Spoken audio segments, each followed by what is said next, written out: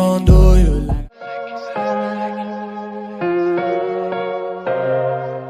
Ndichibhulwa inini muma comments. Ndichinzuri kuzadza vanhu AIDS inini manje nini. Inini. And I'm supposed to be okay with that nonsense. You went as far as saying kuti Nanda has mwana wa Titan. You went that far affecting mwana, a child. Unogara uchitora nyaya mwana wangu iwewe.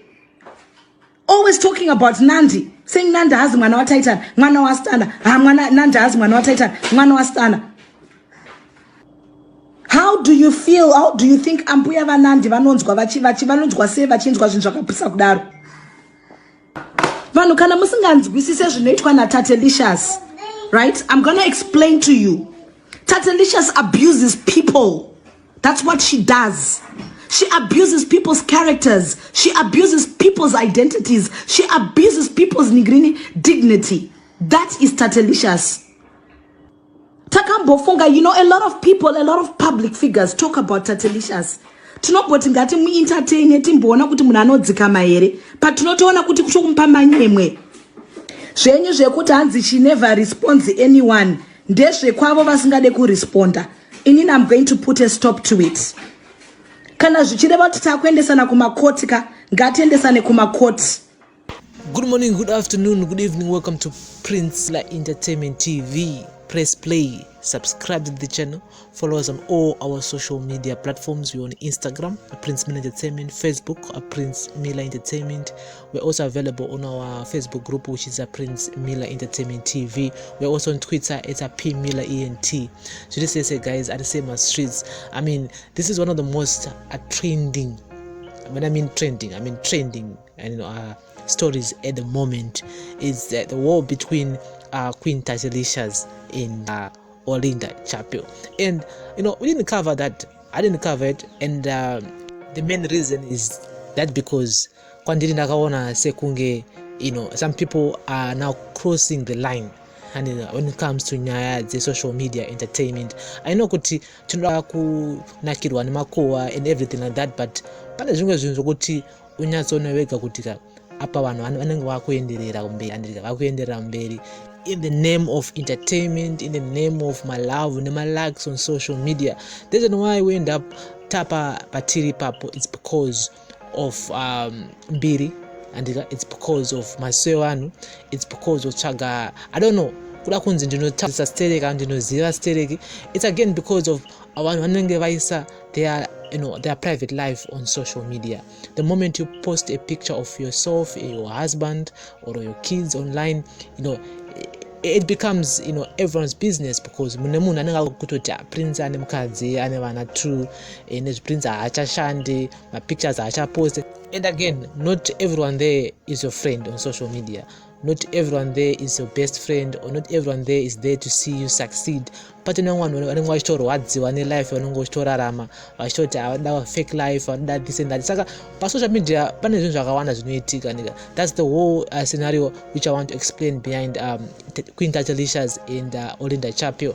I still think kuti else to disclose health status, like especially the HIV/AIDS situation there, and even kuchikoro taidzidziswa kuti zvoni don't discriminate vanhu vane chirwere cheHIV or AIDS, and doesn't mean kuti it's a death sentence. Ayo vanhu vantu vakusa kutorarama upenyu chaiwo wakatonaka. Saka wakazona munhu akucrossa that line, akutaura nezvemapiritsi emunhu ari kumwa, kuti munhu akufamba zvese, I mean uringotaura because zvinhu zvokuti takangokura tichingonzwaunza ava ari mubhazi. People discriminate a lot when it comes to nyaya dzeHIV and AIDS.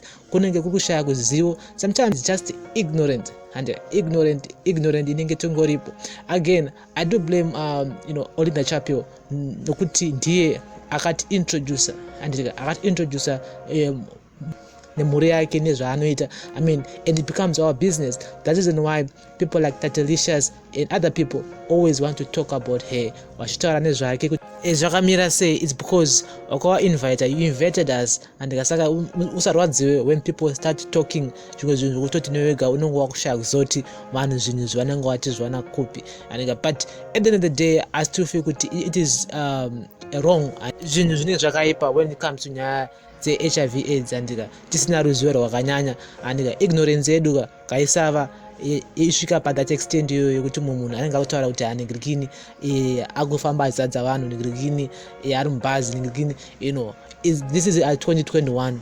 I mean, for you, ngatisava tine moyo wakadaro, ngatisava tine pfungwa dzakadaro, because life zikana kuti zvakamira sei andika. So guys, ngatitaure in the comment section. This is Press Play on Prince Mila Entertainment TV. If you have been following this whole issue between Olinda Chapel, Queen Tatalicious, as you all know, she's one of the leading socialists at the moment when it comes to Nyadzima live on Facebook. I mean, more people are following her. She's doing what she's doing. At the end of the day, we can agree and disagree. I still feel kuti pane dzimwe nyaya dzimwe dzokuti she goes overboard and cross a line. I mean, for you, kana iwe kutaura kuti ni mwana haazi wako, mwana ndewaningirikini, mwana ndewaningirikini, this and that, uno11 here. Rungotaura zvongoti rungotaura pasocial media.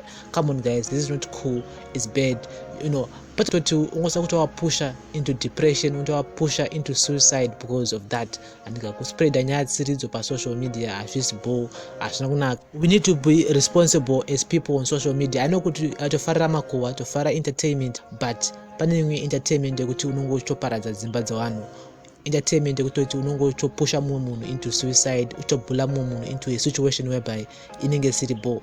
So andomonera hangu when it comes to this whole story, I don't know kuti nyaya yakatangira papi kana kuti chii chakazoitika, but by just listening and watching videos ari kutenderera mumastreets umu, unonyatsoona wega kuti hazvina kumira musha.